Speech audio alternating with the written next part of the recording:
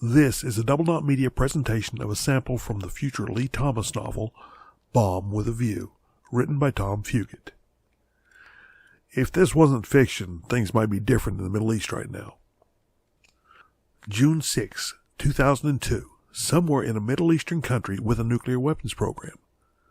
Summer in the Middle East can be worse than miserable. The old saying, "It's not the heat, it's the humidity," is only true in the parts of the world where the temperatures are not furnace-like. Fortunately, it was night, about 1 a.m. local time, or about 0100 for the military types. "Lee, what are we doing on a mountain in Iran?" Gunny McGee asked me in a softer voice than he needed to use, since no one other than our little group was within miles. "I was wondering the same thing, boss," responded Jacob Jones. "Gentlemen," and I used that term loosely. I knew they rolled their eyes at that. "We're here to observe the meteor shower," I said as I took a glance at the Casio G-Shock watch that I'd been wearing for years. The time was almost right, so I picked up a satellite phone and pressed the call button on a number already programmed into the phone's memory. "Meteor shower?" AJ looked surprised.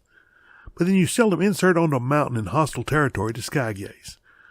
After a pause, AJ spoke again. "Meteor shower my ass," he said, with a snort as I heard the phone making connection. "Authorization, please," said the same computer voice. "Alpha, Oscar, X-Ray, Romeo, 7-7, Papa Whiskey, 4-9er. I carefully spoke my code into the phone. "Thank you." The voice now belonged to human. "Icarus Operations. This is Skygazer Actual. Assets in place. Commence operation. Weapons free. I say again, weapons free." Jacob and AJ both got silly grins. I knew that without looking. When you've been in the military as many years as them, you know exactly what weapons free means.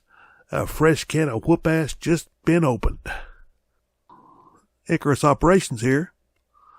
This is Skygazer Actual. Assets in place. Commence operation. Weapons free. I say again, weapons free."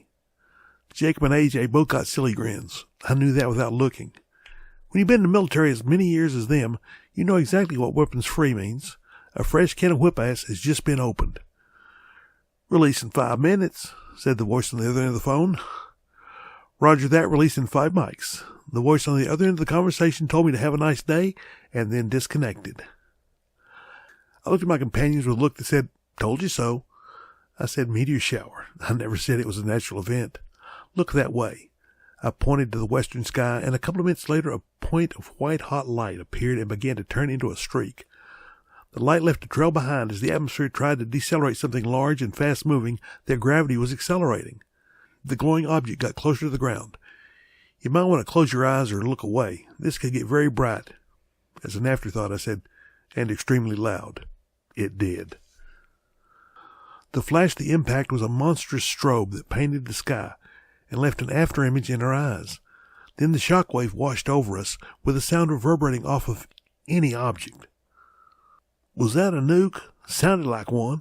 Hell, it's even thrown up a sort of mushroom cloud," AJ said in stunned fascination. Jacob said nothing, but his mouth was open and he was still staring toward the impact zone. "Not a nuke, just a demonstration of simple physics. Mass times velocity squared. Enough mass and enough velocity, and the moving object will produce a serious boom on impact. That's the dinosaurs." I was glad we had not been any closer. "I think it's time to bug out. The boom was going to draw a crowd." By the time the sun had risen, the dust was settling, and we were almost in another country. Some people reported a large meteor in the night over the Middle Eastern sky. Still others reported a massive explosion. There are several conspiracy theorists that claim the possibility that a very dense metal object weighing several tons was dropped on Iran from low Earth orbit. According to official reports, no such thing happened. So officially, a non-existent device was not dropped from low Earth orbit from a non-existent orbital vehicle. As such, it could not have been a nuclear weapons development site that was also... As such, it could not have hit a nuclear weapons development site that also did not exist, officially. Regardless of the impossibility of the event, an earthquake was reported in the Middle East, centering around Iran later that day. The shockwave and brilliant flash were never acknowledged because no one ever saw a video. The non-existent video was carefully locked away and was never on the internet. This is officially a work of fiction, and none of it happened. But there was an earthquake in Iran on that date. Look it up.